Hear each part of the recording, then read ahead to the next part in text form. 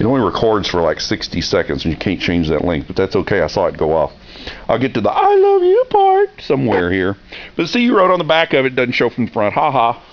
So, and I showed you how chewed up this is the one off the diesel car, how chewed up that impeller housing thing is. So I've chose the one off the gasoline car, and I just need to move these hoses over. And I specifically left them hooked up so that I don't have to wonder how they hook up and go. This is the gas tank that I took out of the coupe that, as it turned out, I didn't need to take the gas tank out of. I should have sat in my thinking chair and thought about that, but I didn't. Anyway, this is the car that the diesel came out of. It has been hit in the front. You can see this. And it also got T-boned in the side, and I don't know if I can show you this or not with the Imperial sitting here, but I'm going to go down to the rocker panel. And can you see that dent? You can see daylight. There we go. You can see daylight under the door. When I went to pick it up, I opened the passenger side door and could see out the driver's side door, and it wasn't even open. This is an axle out of the diesel car, but as it turns out, and I've measured, there's two different axles.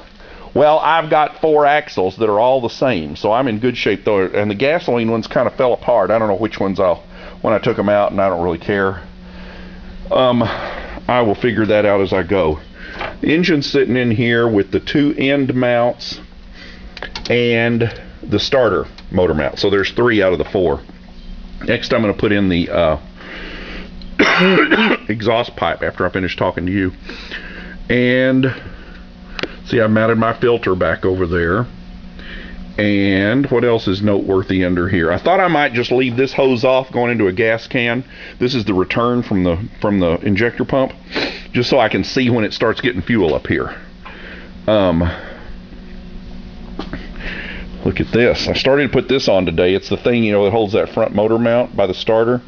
And I don't know if you can see it or not, but I noticed that little crack right there. So I used the other one and wrote hello on here.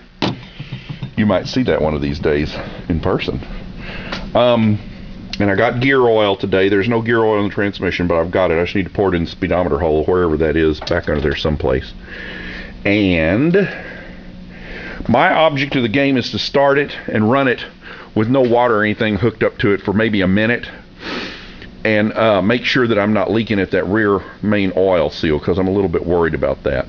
So, and if it doesn't leak there, then I'm good, and I'll keep going putting it in. If not, then I only have, there's 3 bolts holding the car in. Well, 4, since I got to take 2 starters out. Then I'd have to undo the exhaust again. But I'm not doing the exhaust in the back. I'm going to have to finagle with it some.